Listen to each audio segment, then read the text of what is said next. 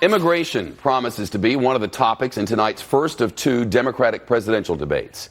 It's being held in Miami, where the locals have watched for decades as migrants from Cuba die in the Florida Straits in their floats to freedom. And now, the wrenching photo of death on the banks of the Rio Grande has raised awareness and concern. A warning for you now. This photo is deeply disturbing, and we're about to put it on the screen. The journalist Julia DeLuke, who lives in Mexico, captured the image, and here it is. Oscar Alberto Martinez and his 23-month-old daughter, Angie Valeria, died trying to cross the river. The young family from El Salvador escaped extreme poverty, reached Matamoros in Mexico. They stayed in a migrant camp in sweltering heat for months. And according to the Associated Press, they presented themselves for asylum. They were told the process would be a very long one. Desperate, they went to cross the bridge to present themselves, but authorities told them the bridge was closed. So they swam. His wife says the father carried their toddler on his back and swam that river. The New York Times reports the mother followed, but says she tired and went back to the Mexican bank. And when she turned, she says she saw her husband and daughter sink and get swept away by the current. As the Times observed, quoting here, the image represents a poignant distillation of the perilous journey migrants face on their passage north to the United States and the tragic consequences that so often go unseen in the loud and caustic debate over border policy. The day the father and daughter died, authorities found two babies, a child, and a woman, all dead of heat stroke in the Rio Grande Valley. Of course, it is legal to present yourself for asylum in the United States. Legal under American and legal under international law. But current policies are forcing some who are desperate back home to take the chance at crossing the river.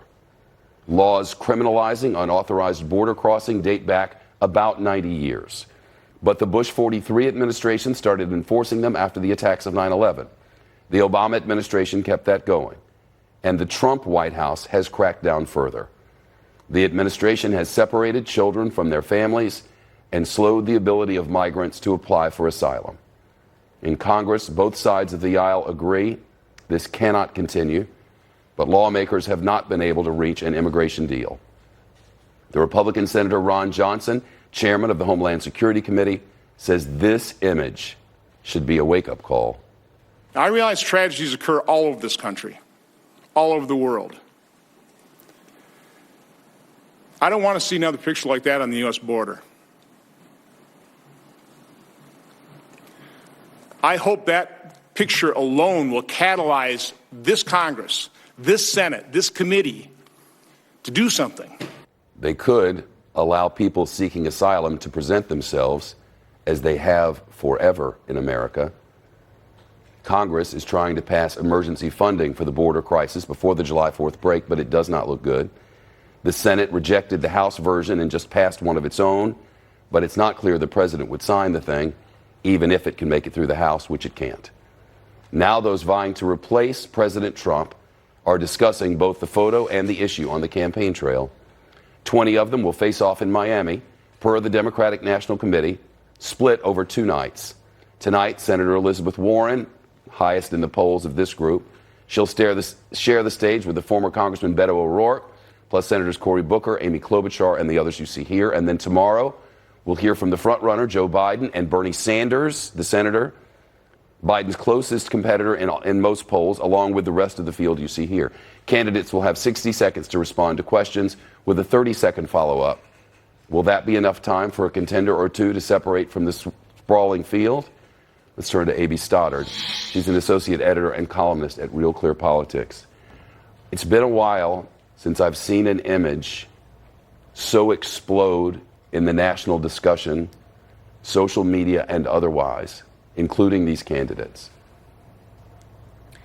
Well, Shep, it really is an incredibly disturbing image and an incredibly disturbing story. They did, as you described, try to go through the system legally and then in desperation attempted to enter illegally and didn't make it. Others have died, as you mentioned, making this journey. But it comes at a time where we're getting all these accounts of what's taking place with the families who are living and the children who are being separated from their parents and held in detention in inhumane conditions, unbathed, no bed, no soap, no toothbrush, with the government spending $775 per kid per day to private businesses to run these facilities where they're abusing these children. So there is a big outcry over this. The president is denying that this is his policy, but he's made every illegal crossing a grounds for separation. So families have been separated since this was announced in April of 2018 as a policy of deterrence to stop the crossings. The crossings have only increased.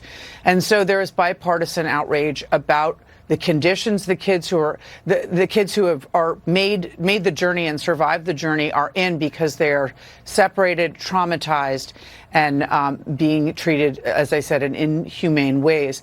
This is, as you mentioned, a debate in Congress just about emergency funds. This is not a way to look at our system anew, which is what President Trump is demanding. He wants to reform criteria for entry for purposes of asylum. The Democrats do not want to have that conversation. They're trying to get soap and toothpaste to these kids, but they don't want to give money for a wall, and they don't want to give him money to do anything further that would separate families or extend this cruelty. So it's a big fight about how the money is going to be spent. I hope they can pass something. I hope they can get these resources to these kids. But the debate over how people enter this country and why and who gets to stay is not going to be resolved before the election. That's for sure. The process in Mexico, when they come into Mexico and go to seek asylum at the border, the process of presenting yourself has changed. The process now is lists are kept haphazardly. There aren't official lists in many cases. People are just told it's going to be a long time, at which point they go to migrant camps where the temperatures are over 100 degrees. There's not adequate anything for anyone in hope that they will be pushed back to wherever they came from. That was probably the hope, but they're not going back.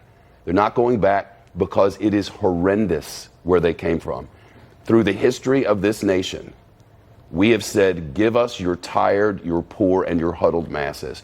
That's what we've said as a society to people who are in a position where they cannot or their children cannot properly survive. And we have always, since the dawn of this nation, said, then come, we'll figure this out. And since the dawn of this nation, every time those communities have come here, they've made America better. We've always said yes. We've said if you are in the right place, if your heart is in the right place and your idea is in the right place and you want to come be a part of this grand experiment, we want you here. When did we change that? And how do we get the previous back? There is a problem with a huge escalating increase in destabilized populations worldwide and an increase in refugees worldwide. In this hemisphere, in Venezuela, in 3 million in 4 years alone. And if we have a situation where we cannot absorb the amount of refugees fleeing narco-terrorism coming from the Northern Triangle countries, where we have rescinded the aid that we used to invest to try to mitigate the threat there, we're going to have to sit down and have a sober conversation without accusations and discrimination about what we can do to have a more limited system of entry that treats everybody fairly and doesn't traumatize and abuse children. So that's a different conversation than pretending that everyone who's coming is an MS-13 criminal bringing fentanyl over an illegal part of the border that should be walled. And that's a debate that's going to happen in the election, as I said, but we're not going to see a legislative solution before the election. AB, thank you. Thanks, Shep. More news next.